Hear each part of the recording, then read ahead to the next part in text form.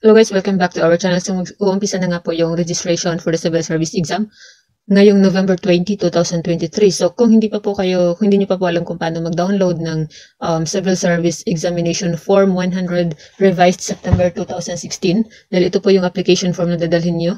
So, ito po ay para lamang po dun sa mga mag-walk-in. Dahil yung pong mag-online appointment, please watch our videos regarding po kung paano mag-online appointment at kung ano lang po yung mga region na available yung online appointment. So, kung wala po sa website ang inyong region, ibig sabihin ay walk-in po kayo. So, kapag walk-in, dapat meron kayong dalang application form. So, ito nga po yun, revised September 2016. Tapos, dapat ay naka-fill up na po. So, pwede din naman na doon na po kayo humingi ng form sa office kung hindi kayo nagmamadali. Pero mas maigi na mag-fill up, mag-download at mag-fill up in advance. So, saan nga po ba ito mada-download? So, ituturo po muna natin.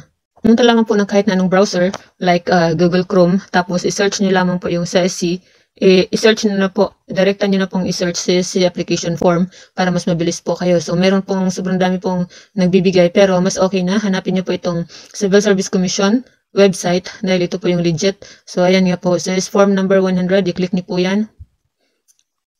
Tapos, makikita niyo na po dito, merong preview, merong download. So, i-click niyo na po yung download para automatic ma-download na po. Tapos, hanapin niyo na po sa inyong downloaded file sa inyong cellphone. Tapos, i-print niyo na po. Kung i-print yan, syempre, i-fill up niyo na po yan para mas mabilis na po kayo pagpunta ng Civil Service Office.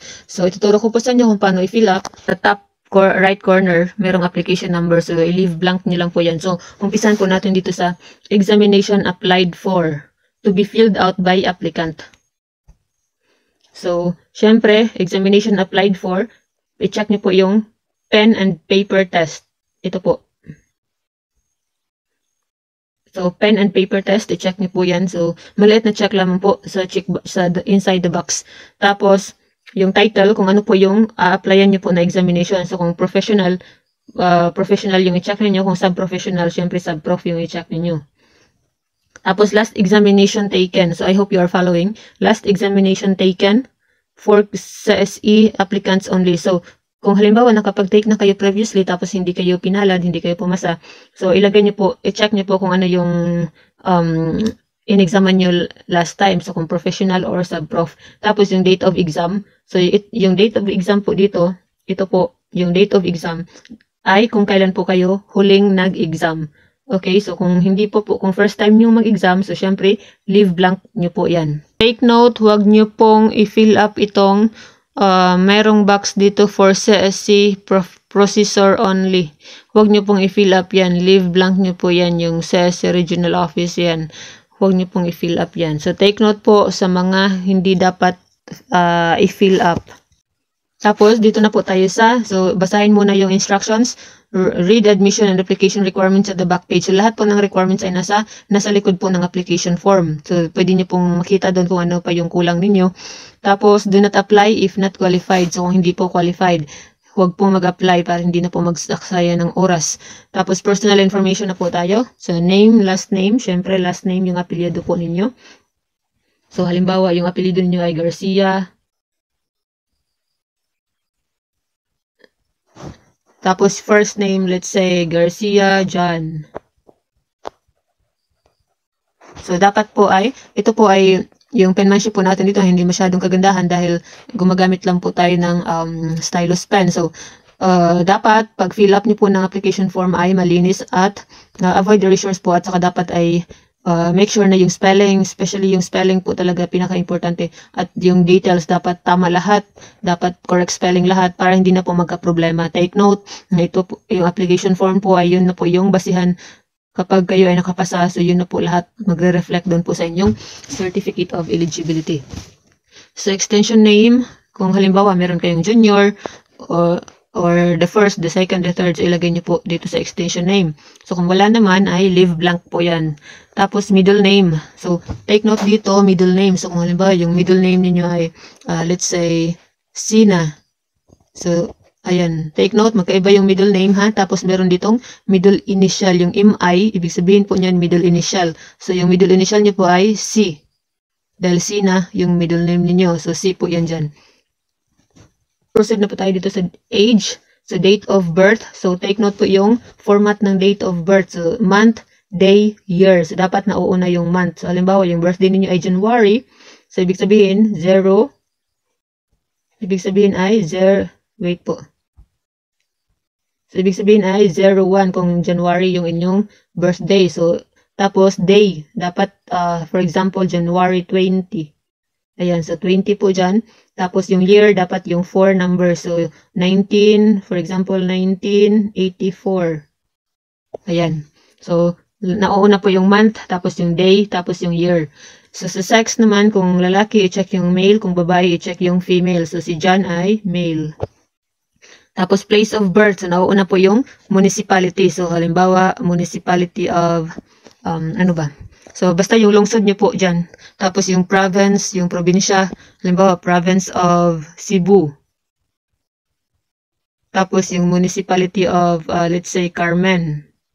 Yung lungsod po ninyo, yan po yung sa municipality. Tapos, province yung Cebu. Citizenship, syempre, Filipino. Dahil Filipino lang naman po yung pwedeng mag-exam.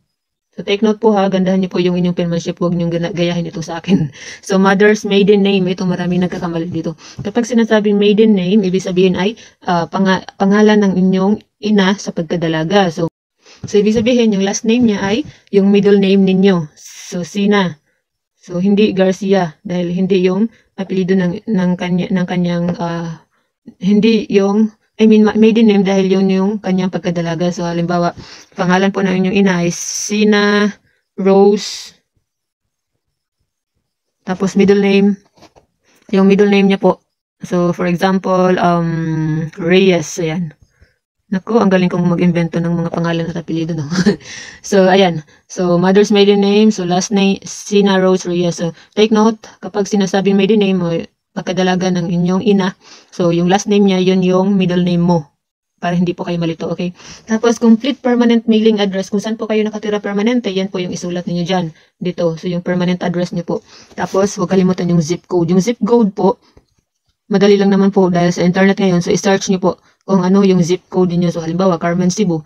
Search niyo lang po sa Google. So, zip code Carmen Cebu. Automatic na po lalabas yan.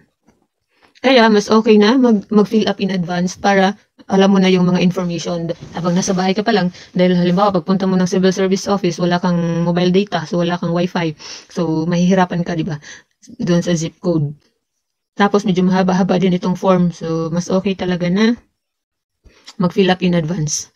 So, ayan. Next, height. So, take note yung height. So, in meters po yan. So, kung hindi nyo po alam yung height ninyo in meters, halimbawa, yung alam nyo lang ay 5'4 kayo. So, i-search nyo lang po yung i-convert nyo sa internet. I-search nyo lamang po sa Google 5'4 in meters. Ayan. So, dahil yung 5'4, ibig sabihin po niyan 5 feet 4 inches. Yan po yung ibig sabihin ng 5'4. 5 feet 4 inches. So, in meters, i-convert nyo po yan sa gamit yung sa internet para mas mabilis kayo. Tapos, weight in kilograms. Ayan. So, kadalasan naman talaga yung timbang natin in kilograms, di ba? So, yung height lang dahil minsan yung feet at inches yung alam natin. Yung 5 feet, yung 6 feet. Ayan. Tapos, civil status, syempre, single, married. So, kung others, meron bang others? Wala naman sigurong others, no? So, single kung hindi kasal, tapos married kung kasal. Others, so, meron pala yung, halimbawa, widow, kung byuda or byudo, yan po, ilagay niyo po dyan, widowed. Tapos, other data, kung pregnant, i-check niyo po yan. Person with disability, i-check niyo po itong box, tapos, i-specify niyo po kung ano po yung inyong kapansanan. So, mobile number, take note, required po itong mobile number. So, isulat niyo po dyan, one by one yung inyong mobile number. Tapos, telephone number kapag meron po kayo. Tapos, email address, so, required din po itong email address. So, take note, yung email address na isusulat nyo, dapat active yun ha. Dapat alam nyo yung password, dapat sine-check nyo yan palagi. Dahil ito po yung gagamitin nila sa pag-send lahat-lahat. Pag-send ng inyong school assignment, kung saan kayo mag-exam, kung nagsisend din sila dyan ng result ng exam later. So, dapat email address, dapat active at huwag kalimutan yung password. Isulat nyo po yung password. Tapos, highest educational attainment. So, level of education. Siyempre, elementary, high school, college, master's, doctorate. So, alam niyo na po yan kung ano po yung kung hanggang saan po yung natapos ninyo sa pag-aaral. Tapos, completion. I hope you are following, guys. So, completion. So, kung halimbawa, nag-check po kayo dito ng high school. Ayan. Halimbawa, nag-check kayo dito ng high school. Tapos, not graduated.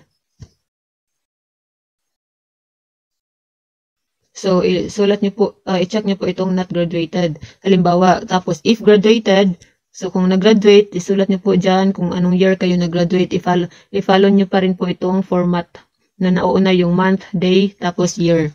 So, honors received kapag meron. Tapos, complete title of course. So, syempre, dun po sa mga masters or doctorate or college at doctorate. So, dapat complete title. So, ilagay nyo po dyan. Huwag po yung abbreviation. So, halimbawa, BSBA. So, hindi po yan. Huwag niyo pong ilagay dyan BSBA. Dapat kompleto Bachelor of Science in Business Administration. Tapos, yung major, halimbawa, major in Management Accounting. Ayan. So, isulat nyo rin po dyan. Name and address of school attended. Syempre, kung saan po kayo nag-aral. Tapos, yung date, yung years. So, years lang po from to. So, halimbawa, nag-aral kayo ng 4 years in college. So, ilagay niyo po dyan kung halimbawa 2002 to 2006. So, ayan.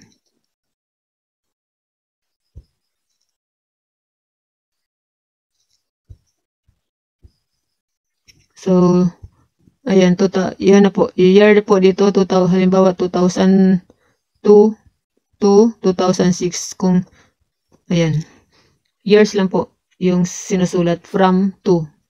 Tapos dito sa title of examination, passed, sa title of eligibility granted. Halimbawa, meron na po kayong ipasa na civil service exam. Dahil meron po kasi mga iba't ibang klase ng examination sa civil service. So, ilagay nyo po dyan. Tapos yung ratings ninyo, date of examination, place of examination. Tapos present employment. So, nandito na po tayo Present employment na po tayo. I hope you are following.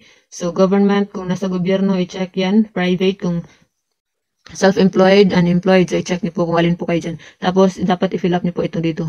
Kung saan po kayo nagtatrabaho, kung address, position niyo po sa trabaho, number of years, kung ilang taon na po kayo dyan, tapos status of appointment or employment. And then, ito, i-check niyo rin po ito. So, have you ever been dismissed from the military? Ganun. Tapos, dito number 2, pursuant to indigenous people, are you a member of any indigenous group? So, kung member po kayo ng indigenous group or hindi, so yes or no lang po yan. So, if yes, so please specify. So, alam niyo na po siguro kung ano yung indigenous group, di po ba? Tapos, ito, do not fill out. Basahin niyo po ito, guys, Do not fill out the shaded portion for CSC processor only. So, if you've noticed, naka-shade po siya, yung kulay niya po ay medyo gray. So, huwag pong fill upan yan. Do not fill out. Dahil, para lang po yan dun sa civil service personnel.